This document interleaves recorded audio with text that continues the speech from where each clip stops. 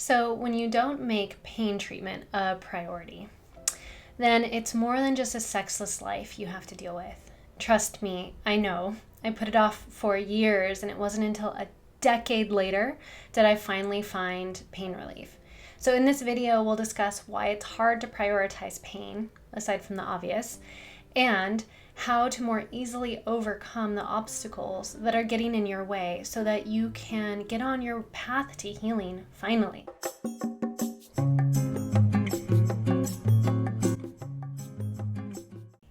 Hi, I'm Kayna Cassard, and I help vulva owners who are struggling with chronic pelvic pain find relief and powerful pleasure without having shame, guilt, or fear taking control of their healing journey.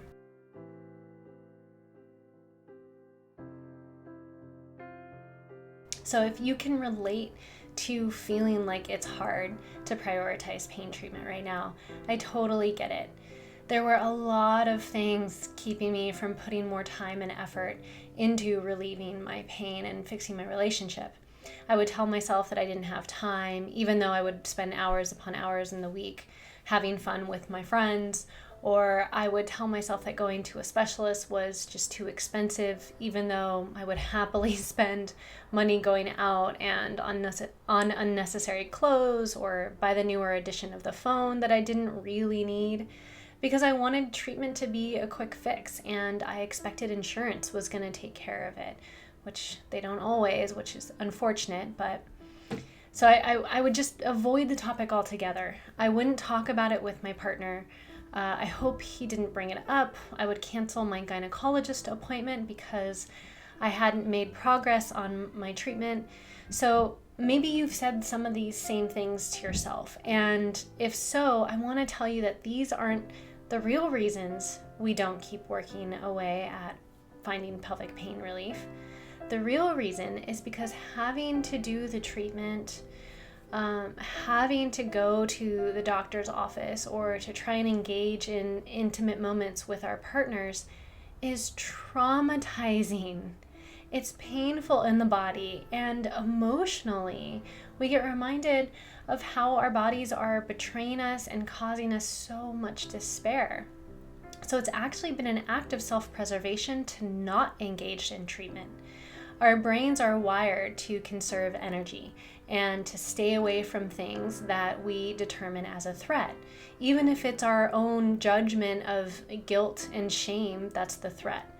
So my goal in telling you this is not to give you one more reason not to do the work on your pain, but it's in order to provide you some compassion so that you can stop beating yourself up over not doing all that you can. When we start to have compassion for why we have tried to avoid it, we can start to take power back and then have growth. So I'd like to try something with you right now. We're going to shift up the energy a little bit and let's just see what happens or what changes. So we're going to do a little guided meditation. So pause this right now and then come back to it to make your space more comfortable so that you can have an undisturbed few minutes. Close your door, turn off your phone notifications. Now, I'd like to invite you to take a deep breath and close your eyes or take a soft gaze. Stare down the front of your nose without trying too hard or focusing on anything.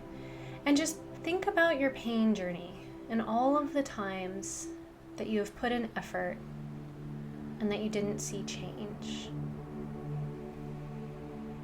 Think about all of the times that you rejected your partner and saw their face fill with disappointment or sadness.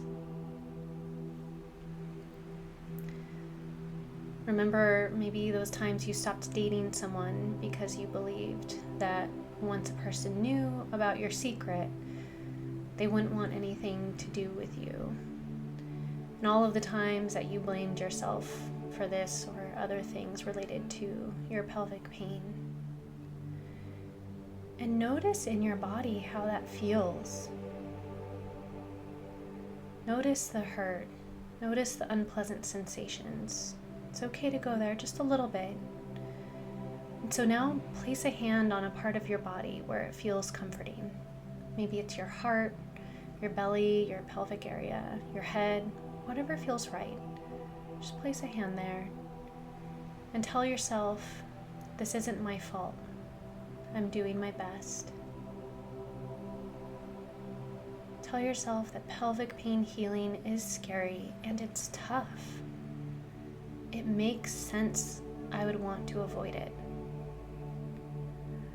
I believe that I can start making small changes every day toward finding relief, and that is enough. There is hope for me. I'm not alone in this process. There are answers out there.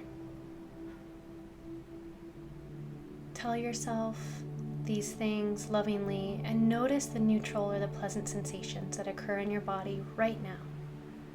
Maybe they're small, maybe they're large.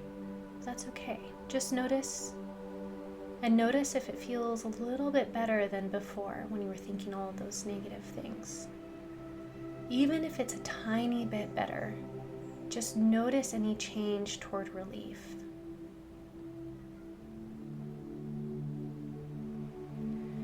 Now, when you are ready, you can open your eyes if you haven't already. And then try this exercise a few more times when you're not feeling so great, and just see how it goes. When you feel bad about your progress, just try it, but only do it when you're feeling already bad about the progress.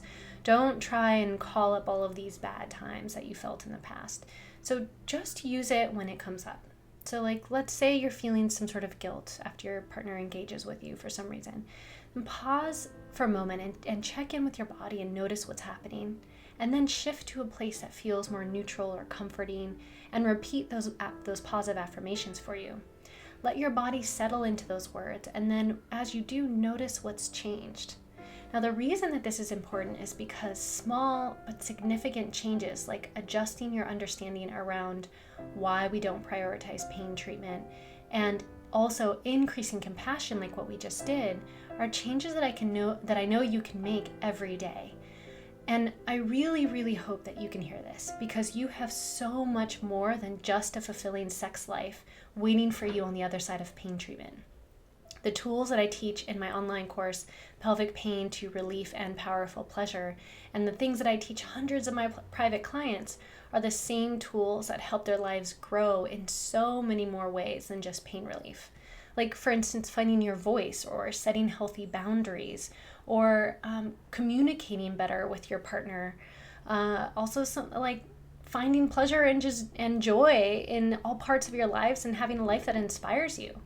So I remind my clients to do this easily and slowly and in a way that they can fit into their lives so that they don't battle overwhelm. Now, this exercise is what I give my clients at the beginning of their treatment so that it helps them on their journey. And I hope you're open to giving it a try throughout the week and see if anything changes. And make sure to write it down in a journal, because that's a really good way that our brains remember to understand the new changes, is to record it. Or better yet, send me a message and let me know how it goes. I can't wait to hear from you. Really, I want to know how it goes.